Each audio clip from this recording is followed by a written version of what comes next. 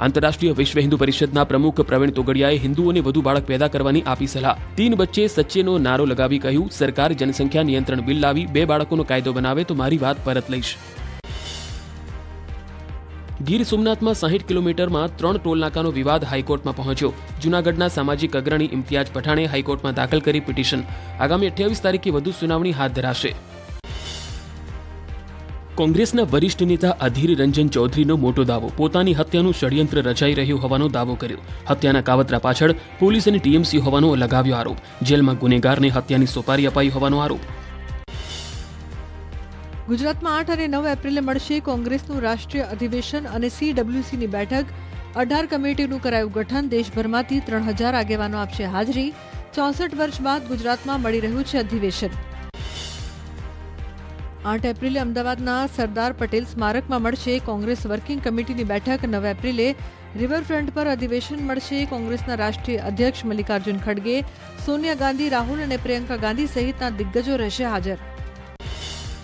વિસાવદર વિધાનસભાની પેટા ચૂંટણીમાં ગોપાલ ઇટાલિયા લડશે ચૂંટણી। આમ આદમી પાર્ટી ઉમેદવાર કર્યા જાહેર। વર્ષ 2022માં આમ આદમી પાર્ટીના ભૂપત ભાયાણી જીત્યા હતા ચૂંટણી। બાદમાં ભાયાણી રાજીનામું આપી જોડાયા હતા ભાજપમાં।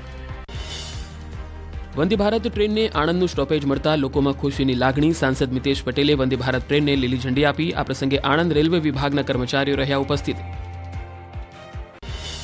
જામનગરના લીંબોડા ગામે પીવાના શુદ્ધ પાણી માટે પાણીના એટીએમની વ્યવસ્થા। 11 વર્ષથી ગ્રામ પંચાયત સંચાલિત આરો પ્લાન્ટમાં લગાડાયું છે એટીએમ મશીન। 24 કલાક કાર્યરત એટીએમમાંથી 5 રૂપિયામાં મળે છે 20 લીટર પાણી।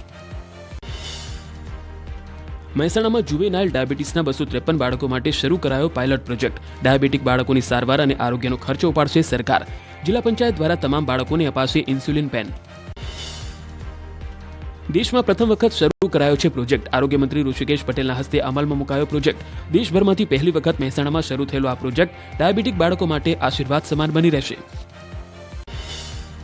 રાજ્યમાં શાંતિપૂર્ણ માહોલમાં યોજાઈ ગુજકેટની પરીક્ષા। વિદ્યાર્થીઓને એકંદરે સરળ લાગ્યું પેપર। કેમેસ્ટ્રી અને ફિઝિક્સમાં અમુક સવાલોએ વિદ્યાર્થીઓને મૂંઝવ્યા।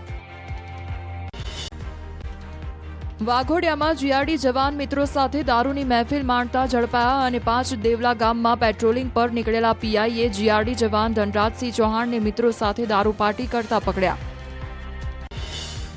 મોરબીમાં યુવતીનો પીછો અને છેડતી કરી માનસિક ત્રાસ આપનાર યુવકની કરાઈ ધરપકડ। નશાની હાલતમાં પોલીસે આરોપીની કરી ધરપકડ। આરોપી મેહુલ જેલરિયા છેલ્લા 1 વર્ષથી કરતો હતો પીછો। ગોંડલમાં ક્ષત્રિયો અને પાટીદાર અગ્રણીઓની મળી બેઠક। બંને સમાજે કોઈપણ પ્રકારના મતભેદ વગર સહમતિથી કર્યું સમાધાન। સાથે વિરોધીઓ પર પણ કરાયા હતા આકરા પ્રહાર। ગોંડલ વિવાદને લઈને ગણેશ ગોંડલનું નિવેદન। ગોંડલને બદનામ કરવાના પ્રયાસ કરાયા। પાટીદાર ક્ષત્રિયો ટીમ ગોંડલ તરીકે કામ કરે છે। સાથે જ એકતા દર્શાવવા બદલ તમામ સમાજનો માન્યો આભાર। વડોદરાના સોખડા હરિધામનો વિવાદ વધુ વકર્યો। પ્રબોધ સ્વામી જૂથે ન્યાય માટે 10,000થી વધુ હરિભક્તો સાથે મૌન રેલી યોજી। સત્ય, ન્યાય અને આત્મીયતા માટે ગાંધી ચિંધ્યા માર્ગે કરાયું હતું મૌન રેલીનું આયોજન। દ્વારકામાં સરકારી અધિકારીના નામે રોફ જમાવતા યુવક યુવતી ઝડપાયા। ખંભાળિયામાં પોલીસે અધિક કલેક્ટરના નામથી ચાલતી ખાનગી કાર પકડી। અધિકારીના નામનું નકલી બોર્ડ લગાવી કરતા હતા સીન સપાટા। ગુજરાત આયુર્વેદિક યુનિવર્સિટીની વિજિલન્સ ટીમે રાજ્યની 9 કોલેજોની માન્યતા કરી રદ। સ્ટાફ અને સુવિધાનો અભાવ હોવાથી કોલેજોની માન્યતા કરાઈ રદ। કોલેજની ચાલુ વર્ષની માન્યતા રદ કરાતા વિદ્યાર્થીઓના ભાવિને લઈને ઉઠ્યો છે સવાલ। દાહોદના લીંબડીમાં પોલીસે ફૂટ પેટ્રોલિંગ કરતા અસામાજિક તત્વોમાં ફેલાયો ફફડાટ। પોલીસે પાસા તડીપારના ગુનામાં સામેલ આરોપીઓની યાદી તૈયાર કરી। ભૂમાફિયાના 8 વાહનો ઝડપી પાડી 16 લાખ દંડ વસૂલ્યો। અસામાજિક તત્વોને લઈને ધારાસભ્ય પ્રવીણ માળીએ લોકોને કરી અપીલ। અસામાજિક તત્વોનો ત્રાસ હોય તો પોલીસને જાણ કરવા વિનંતી કરી। પોલીસ અને સરકાર કરશે કડક કાર્યવાહી। કચ્છમાં ગેરકાયદેસર રેતી ખનન પર કાર્યવાહી। ભુજના જામ, કુનરિયા અને મુન્દ્રાના બરાયા ગામે તપાસ દરમિયાન વાહનો સીઝ કરાયા। ફ્લાઇંગ સ્ક્વોડે કરી કાર્યવાહી।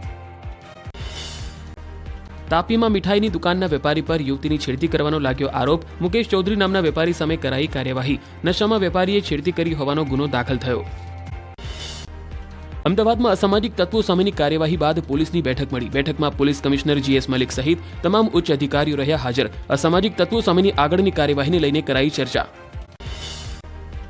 બોરિયાવી નગરપાલિકાના કારોબારી ચેરમેનની પત્નીના આપઘાત મામલે શરૂ થયો તપાસનો ધમધમાટ. મૃતક રિદ્ધિ સુથારના મોબાઈલની કોલ ડિટેલ્સને લઈને કરાઈ તપાસ. પોલીસે મૃતકના પિતા અને પતિની પ્રાથમિક પૂછપરછ કરી. પોલીસે સોશિયલ મીડિયા પર અપલોડ કરેલી પોસ્ટ અને કોમેન્ટ્સની પણ શરૂ કરી તપાસ. ધાર્મિક વિધિ બાદ પરિવારજનોની ઊંડાણપૂર્વક કરાશે તપાસ. મોડલ અને ઇન્ફ્લુએન્સર રિદ્ધિ સુથારે કેનાલમાં પડતું મૂકી કર્યો હતો આપઘાત. તમિલનાડુના રામેશ્વરમમાં પંબન રેલવે બ્રિજની કામગીરી પૂર્ણ. ટૂંક સમયમાં ટ્રેન સેવાઓ ફરી શરૂ થશે.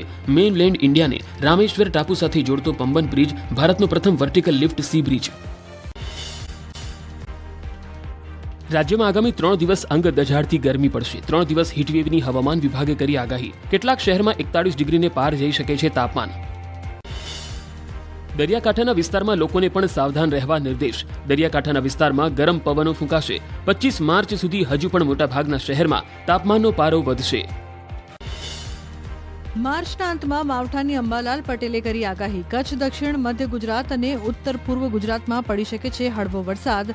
દક્ષિણ ગુજરાતમાં વાદળછાયું વાતાવરણ રહેશે. એપ્રિલ મહિનાની શરૂઆતમાં હવામાનમાં પલટો આવવાની અંબાલાલ પટેલની આગાહી. 29 માર્ચથી એપ્રિલના શરૂઆત સુધીમાં કેટલાક વિસ્તારમાં પડી શકે છે છાંટા. 19 એપ્રિલથી ફરી વાદળછાયું વાતાવરણ આવી શકે. 20 એપ્રિલથી ગરમીમાં થશે વધારો. 26 એપ્રિલથી કાળઝાળ ગરમી પડવાની થશે શરૂઆત. રાજ્યના કેટલાક ભાગોમાં 42 થી 45 ડિગ્રી તાપમાન રહેવાની શક્યતા. કાળઝાળ ગરમીને લઈને અમદાવાદની સિવિલ હોસ્પિટલમાં દર્દીઓના સગાને બેસવા માટે લગાવાયા શેડ. શેડ નીચે પાણી, પંખા અને બાકડાની કરાઈ વ્યવસ્થા. બાળકોને રમવા માટે પણ વિશેષ વ્યવસ્થા કરાઈ. ઉનાળાની કાળઝાળ ગરમીમાં ગીરના જંગલમાં વન વિભાગે એક્શન મોડમાં અને ગીરના જંગલોમાં પ્રાણીઓ માટે પીવાના પાણીની કરાઈ સગવડતા. જંગલોમાં 500 કૃત્રિમ પાણીના કુંડ બનાવાયા. કુંડમાં પાણી ભરી પ્રાણીઓની તરસ છીપાવાઈ. ઉત્તરાખંડમાં હર્ષિલ ખીણમાં તાજેતરમાં થયેલી હિમવર્ષાથી ખેડૂતોમાં ખુશીનો માહોલ. હિમવર્ષાથી ઠેર ઠેર બરફનું સામ્રાજ્ય છવાયું. સ્નોફોલથી સફરજન સહિતના પાકમાં મોટો લાભ થવાની ખેડૂતોને આશા. ઉત્તરાખંડમાં ચમોલીમાં બરફવર્ષા બાદ પ્રવાસીઓની સંખ્યામાં વધારો. હિલ સ્ટેશનો દેશ વિદેશના પ્રવાસીઓથી ધમધમ્યા. પ્રવાસીઓએ પર્વતો પર ચઢાઈ કરી અને ટેન્ટ બનાવીને ભોજનનો આનંદ માણ્યો. જમ્મુ કાશ્મીરના શ્રીનગરમાં કુદરત સોળે કળાએ ખીલી. બરફવર્ષાના કારણે વાતાવરણ ખુશનુમા બન્યું. દેશ વિદેશથી પ્રવાસીઓ શ્રીનગર પહોંચ્યા. પ્રવાસીઓએ દાલ લેકમાં શિકારા રાઇડની મજા માણી. હિમાચલ પ્રદેશના લાહોલ સ્પીતિમાં સ્થિત સિસ્સુમાં યોજાઈ સ્નો મેરેથોન. યુવાનો મહિલાઓએ લીધો સ્નો મેરેથોનમાં ભાગ. કડકડતી ઠંડીમાં બર્ફીલા રસ્તાઓ પર લગાવી દોડ. દેશ વિદેશના 250થી વધુ સ્પર્ધકોએ લીધો ભાગ. ઝારખંડના લોહરદગામાં શહેરી અને ગ્રામ્ય વિસ્તારમાં વાતાવરણમાં પલટો. ભર ઉનાળે કરા સાથે વરસાદ પડતા ગરમીથી રાહત મળી. વરસાદથી ખેતી પાકને નુકસાન થવાની ભીતિ. ખેડૂતો બન્યા ચિંતિત. રાજકોટના ગોંડલ યાર્ડમાં કેસર કેરી અને હાફૂસ કેરીની આવક. કેસર કેરીના 10 કિલોના 100 બોક્સની આવક થઈ. હરાજીમાં 10 કિલોના એક બોક્સનો 2500 થી 3500 રૂપિયા ભાવ બોલાયો.